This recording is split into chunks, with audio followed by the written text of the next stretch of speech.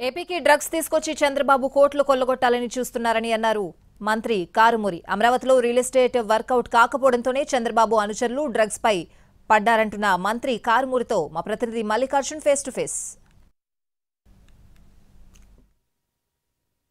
దగ్గర పడడంతో పార్టీలన్నీ కూడా ప్రచార జోరును పెంచాయి. విమర్శలు ప్రతి విమర్శలతోటి రాజకీయ వాతావరణం వేడెక్కుతుంది.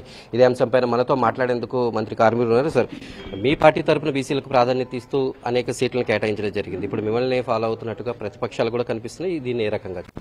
మమ్మల్ని ఫాలో అవ్వలేరు, వాళ్ళ వల్ల కాదు. ఎంచేతంటే ఇవాళ శ్రీకాకుళం తీసుకోండి, విజయనగరం తీసుకోండి, వైజాగ్ తీసుకోండి, రాజమండ్రి తీసుకోండి, నరసాపురం తీసుకోండి, ఏలూరు మా అబ్బాయిని తీసుకోండి, అలాగే నరసరావుపేట తీసుకోండి, ఇంకా పైకెళ్లి కొలిది ఇవాళ బీసీలు ప్రపంచంగా ప్రతి ఒక్క అన్ని క్యాస్టుల్ని కలుపుకుంటూ జగన్మోహన్ రెడ్డి గారు ఇవాళ ఎమ్మెల్యే సీట్లే కాదు, ఎమ్మెల్సీ సీట్లే కాదు, రాజ్యసభ ఇవాళ తల ఎక్కడ పెట్టుకోవాలో తెలుగుదేశంలో చంద్రబాబు నాయుడు అని ఎవరైనా రాజ్యసభకి 3 సార్లు ముఖ్యమంత్రి చేసి బీసీలకు వెన్నుదండుగా ఉన్నాం మేమే అని చెప్పే చంద్రబాబు నాయుడు ఇవాళ తల ఎక్కడ పెట్టుకుంటాడని నేను అడుగుతున్నాను. ఏలూరు పార్లమెంట్లో మీరు తొలిసారిగా బీసీ అభ్యర్థికి కారుమూరి సునీల్కి అవకాశం కల్పించారు. కానీ ఇప్పుడు టీడీపీ కూడా అదే విషయాన్ని ఫాలో అవుతూ ఇప్పుడు మహేష్ యాదవ్కి టికెట్ కేటాయించారు. కానీ ఒక పక్కన అటు సొంత పార్టీలో అలాగే బీజేపీలో కూడా ఆందోళన కనిపిస్తుంది. దాన్ని ఏ రకంగా? ఎందుకు ఆందోళన కలగదండి? చంద్రబాబు నాయుడు ఎప్పుడూ కూడా దుర్మార్గంగానే ఆలోచిస్తాడు, దుర్మార్గమైన పనులు చేస్తాడు, అన్ని పచ్చి అబద్దాలు కోరే మాట్లాడతాడు. ఏదైతే ఈ జిల్లాకు సంబంధించిన నేనైతే నా కొడుకు అక్కడ పోటీ చేస్తే పక్క నియోజకవర్గం నుంచి వచ్చి ఇక్కడ పెడతారా అని చెప్పి మమ్మల్ని విమర్శించిన వ్యక్తి ఎక్కడో కడప నుంచి ఎక్స్పోర్ట్ చేసి తీసుకొచ్చిన చంద్రబాబు నాయుడు తల ఎక్కడ పెట్టుకుంటాడని అడుగుతున్నాను.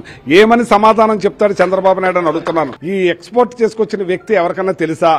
ఈ యనమల రామకృష్ణుడు ఎవరికన్నా ఒక పని చేశాడా?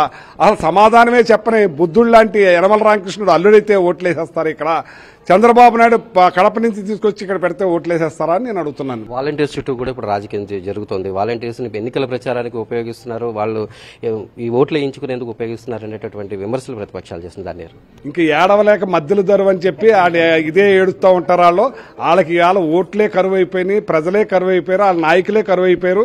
వాళ్ళ సభలే చూడండి, సిద్ధం సభను చూసి పులి నక్క వాతలు పెట్టుకున్నట్టుగా తాడేపల్లిగూడెంలో సభ 10 ఎకరాల్లో పెడితే కూడా 26,000 మంది వచ్చారు. వాళ్ళ సిగ్గు సేటు. అలాగే ఏదైతే 3 పార్టీలు కలిసాక చిలకలూరుపేటలో సభ పెడితే 50,000 మించి రాలేదు, 5 లక్షలు అన్నారు. ఇవాళ జగన్మోహన్ రెడ్డి గారి కోసం ఎదురు చూస్తున్నారు. రావాలి జగన్, కావాలి జగన్, మేము సిద్ధంగా ఉన్నామని ప్రతి ఒక్కళ్ళు తెలియజేస్తాం. ఎన్నికలకు ముందు ఇప్పుడు దొరికినటువంటి విశాఖలో దొరికినటువంటి డ్రగ్స్ కూడా తీవ్ర కలకలం సృష్టిస్తున్నాయి. దీనిపైన రకరకాల ప్రచారాలు అనేవి జరుగుతున్నాయి. మీ పార్టీ అంటూ దీని రకంగా అస్సలు విషయం ఇప్పుడు బయలైంది. చంద్రబాబు నాయుడు నీచి కృత్యాలు, ఆయన సొంత మనుషులు చేసే పనులు ఇప్పుడు బయటపడ్డాయి. అసలు గంజాయిని పెంచి పోషించిందే చంద్రబాబు నాయుడు అనుయులు.